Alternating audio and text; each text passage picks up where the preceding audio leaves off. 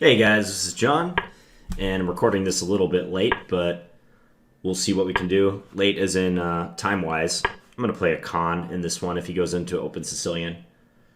It's about 12:30 a.m. here. And Martin Del Campo is a IM that I have played before, OTB. I played him at a tournament in Vegas, I believe, when I was in high school. If it's the same guy I'm thinking of. And that was also a Sicilian, interestingly. Yeah, it was a Sicilian Najdorf. Long time ago. Okay, so he's playing an early g4, trying to embarrass my knight. I think I should probably play knight h5, or g6, intending knight h5 if he pushes g5. I'm adopting a Scheveningen structure. Nice and flexible. Pawns on e6, d6. He goes bishop d2. Queen c7 seems very standard. So my plan now is just to play b5 and bishop b7. Should he play f5, I will play knight e5. I'm going to jump to the center with this knight.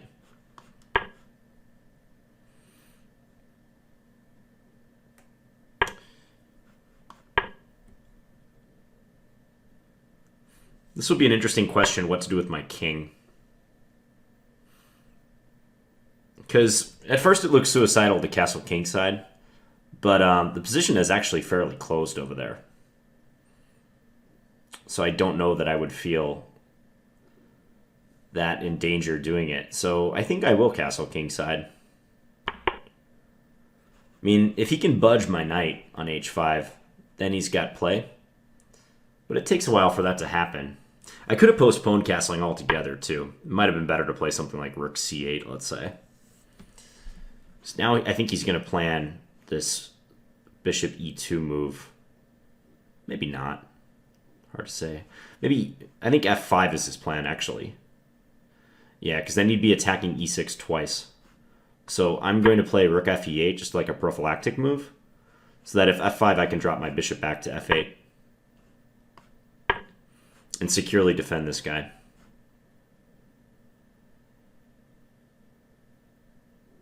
He can get his knight involved, so he could trade and then play knight d4. However, I have good ways to defend e6, I think. I think I have sufficient ways. That's an annoying move, because now... Okay. Yeah, I didn't foresee that. Because now if I play knight g7, he has f6. And my knight is kind of embarrassed. Alright, so now I gotta do something to shake it up a little bit here. I think maybe rook ac8 is okay. Let's do that. So my idea is like if he takes twice on h5, I can take... Oh no, I can't take on e4. Duh. Alright. Could be a bad idea.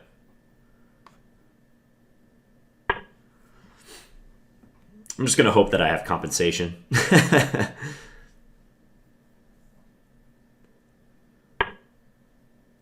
Like, one thing I can do is I can take on f5 now, and then go bishop f3 in response to his next move. Or I can play bishop takes e4 right now. That might be better, huh? I like the look of that. Let's do that. He can't take me because of mate on c2.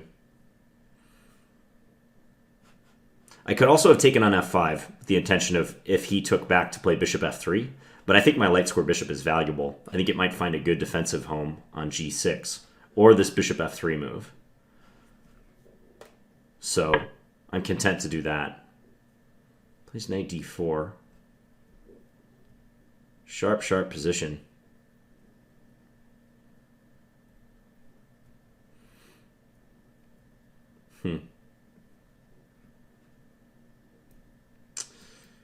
Queen c4 maybe? Yeah, let's try that. Attack his knight. Oh, that was the point. I'm an idiot. I just dropped my bishop. Yeah, that was really dumb. Just go here. That was really dumb. He can play knight f6 now. Ugh, awful game. Can't believe I just dropped my bishop. And I couldn't take his knight because of knight f6 check, and he's like mating me, pretty much.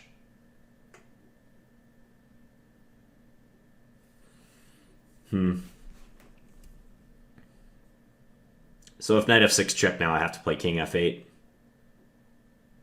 and pray.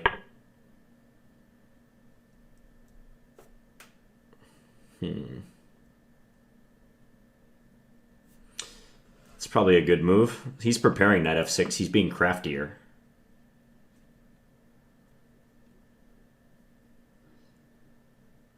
Not even sure what to do against that move. Knight d3.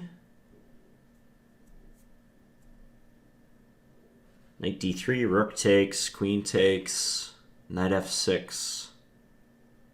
Might be worth a shot, actually. I don't see anything else that is halfway good, so I'm going to go for this. Then he takes with this rook, and I'll take on d3. If knight f6, I have to take now. Yeah, there's no question about that. Check.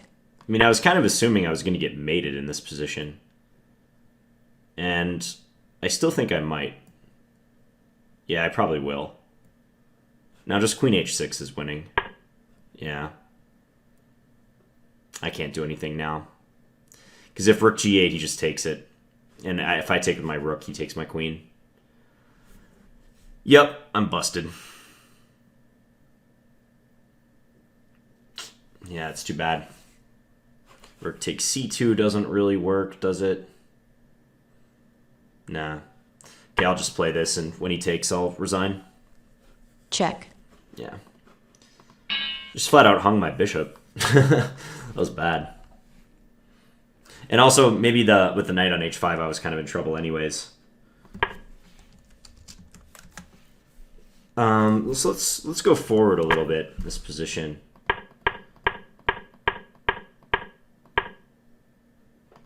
Oops, sorry, didn't mean to do that. So possibly I reacted poorly to queen f3, but it doesn't feel like knight bd7 should be a mistake. But maybe I should be playing queen c7 first to give myself maximum flexibility against a g4 plan. It's just slightly annoying to have to defend against g5 so early.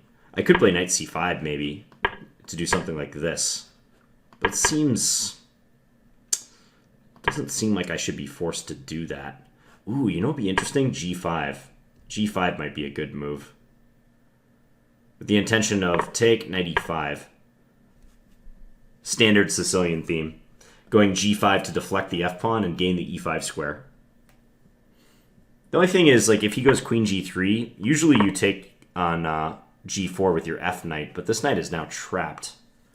Like, does h3 just win it? I guess not, because I can go here and then replace this one on e5. You know, that might be okay. It's a ridiculous looking move, g5, but it's probably not bad. He can play e5, take, and then take here. That's a clever, what type of move would that be? Like a sealer move? Like, force me to occupy this square, and then my knight can't get to it?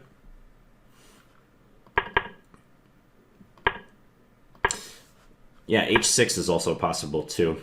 Maybe that would be the most prudent decision. Because h6, if he goes g5 now, then I take, and again, I'm going to have this knight e5 move. But unlike last time, I have more squares available. It's harder for him to trap my knight in general now. Yeah, black is just doing great here. So perhaps g6 was just suspect. And again, I'm not sure once this position came about if I even had to castle yet. Like rook c8 could be a move. And castling queenside rather. Oops. Was an option. With something like king b1, king b8, rook c8 in mind. That should be okay. Sometimes you have to be mildly worried about sacrifices on b5 if you do this, because their knight can join the attack so swiftly. Seems like here I should be fine, though. So I castled, and he went here. Yeah, this move was not accurate either. Knight c5 was good. I thought I was being like such a Sicilian master by playing rook fe8, because that's a mysterious move that gets played a lot in the Sicilian. And the point is usually to defend the e-pawn and prepare the square for the bishop to drop back to. That's what I was trying to do here. It's just bishop e2 caught me really wrong-footed. This knight doesn't have a convenient square, because if it goes to g7, f6 just wins that piece. So for that reason, I started looking for counterplay. I guess he had a direct way of playing here. Rook e3 and swing the rook over to h3.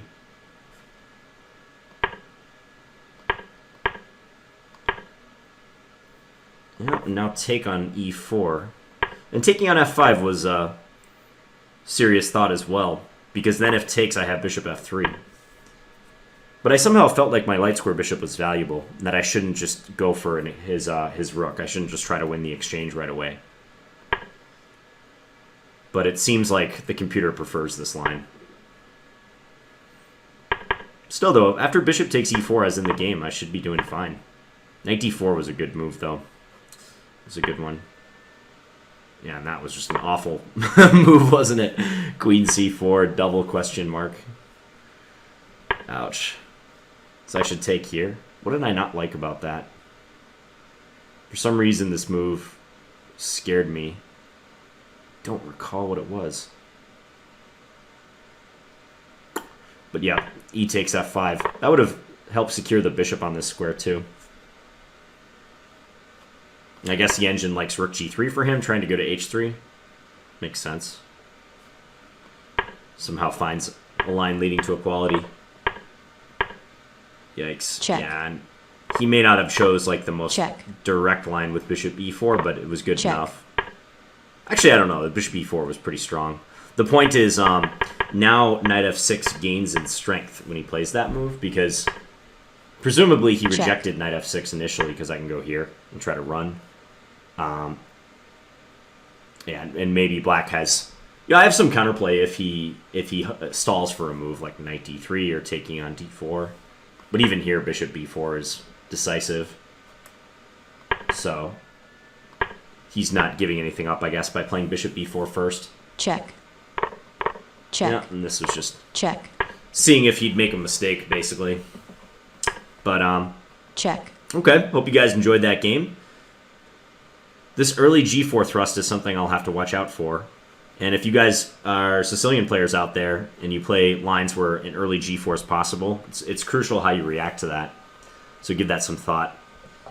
Hope you guys enjoyed this one, and please leave me any feedback in the comments. Thanks for watching, guys.